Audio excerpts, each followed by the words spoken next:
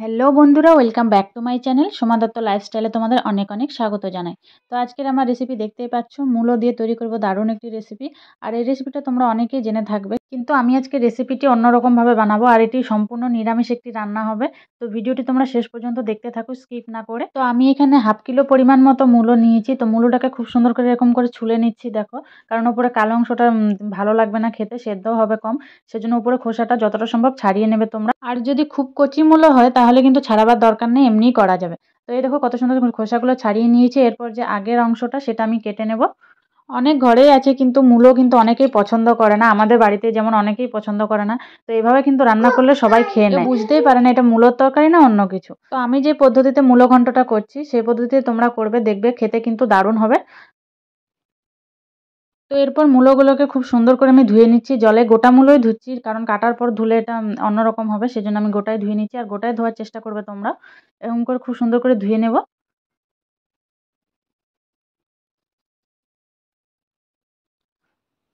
তো ধোয়া মোটামুটি হয়ে গেছে। এরপর যে গ্রেটার মেশিনগুলো থাকে সেটাতে আমি গ্রেট করে নিচ্ছি খুব সুন্দর করে। বটিতে করছি না, কারণ বটিতে অত সুন্দর ঝুড়ি ঝুড়ি হয় না, আর টাইমও অনেক লেগে যাবে, সেজন্য আমি গ্রেটারে খুব সুন্দর করে নিচ্ছি। এরকম যতটা ঝুড়ি ঝুড়ি হয় ততটাই ভালো। তো এইভাবে করে সব মূলোগুলো আমি এরকম গ্রেট করে নেব।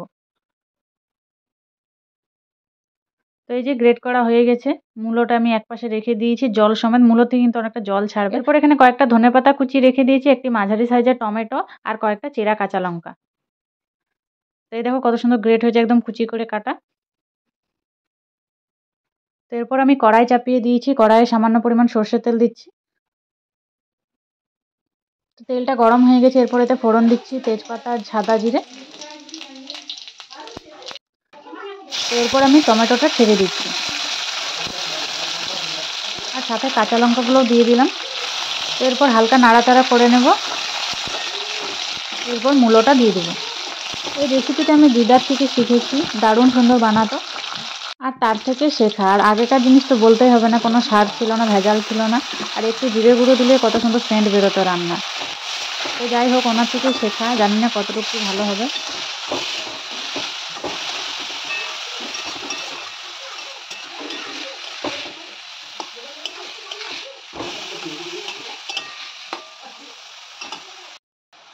এরপর দিয়ে দিচ্ছি আমি হলুদ সামান্য, আর স্বাদ মতো নুন। ব্যাস, এতে আর কিছু মশলা আমি অ্যাড করলাম না, এগুলোই দিয়ে দিলাম।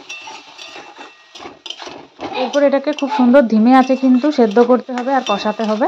আর এতে আমি কোনো জল ইউজ করব না, এই মূলো থেকে অনেকটা জল বেরোবে, সেটাতেই সেদ্ধ হয়ে যাবে। আর গ্যাসের ফ্লেমটা অবশ্যই লোতে রাখবেন, আস্তে আস্তে জিনিসটা সেদ্ধ হলে ভালো হবে। এই যে ঢেকে ঢেকে করছি। তো অনেকটাই মূলোটা সেদ্ধ হয়ে গেছে। তো এরপর আরেকটু ঢেকে ঢেকে করতে হবে যতক্ষণ না জলটা পুরোপুরি শুকিয়ে আসছে।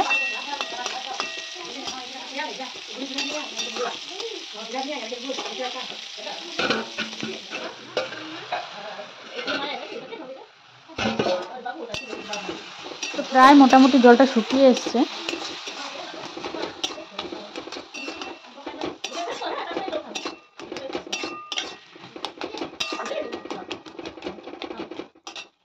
এই পর্যায়ে আমি দিয়ে দেবো ভাজা মশলা। আমি এখানে গুঁড়ো করে রাখি আমি ঘরে। তো সেই ভাজা মশলাটা আমি দিয়ে দিলাম, আর সঙ্গে দিয়ে দিচ্ছি সেই কুচনো ধনেপাতাটা। আর বেশি কিছু মশলার দরকার নেই, এগুলোতেই হয়ে যাবে।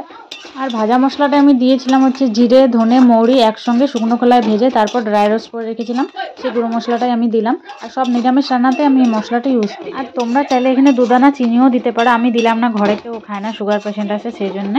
তো এখানে তোমরা দুদানা চিনি দেবে, ভালো লাগবে খেতে, আর জিনিসটা ঝাল ঝাল হলেও ভালো লাগবে। তো এই যে খুব সুন্দর ভাজা ভাজা হয়ে গেছে, কড়াইতে আর লেগে যাচ্ছে না। এই পর্যায়ে আমি কিন্তু তুলে নেব। আর এই রেসিপিটা কিন্তু গরম ভাতের সঙ্গে দারুণ লাগবে খেতে। তো আপনারা এটা বাড়িতে অবশ্যই ট্রাই করবেন, আর খেতে কিন্তু দারুণ হবে। আর যারা খেতে চায় না মূলো, তারাও কিন্তু পছন্দ করবে খেতে। তো আজকের ভিডিওটা এই পর্যন্তই। যদি ভিডিওটি ভালো লেগে থাকে অবশ্যই একটি লাইক করবেন। আর যারা আমার চ্যানেলে নতুন আছেন তারা প্লিজ চ্যানেলটিকে সাবস্ক্রাইব করে দেবেন। দেখা হচ্ছে পরবর্তী একটি ভিডিওতে। ততক্ষণের জন্য সুস্থ থাকবেন, ভালো থাকবেন, আনন্দে থাকবেন। টাটা।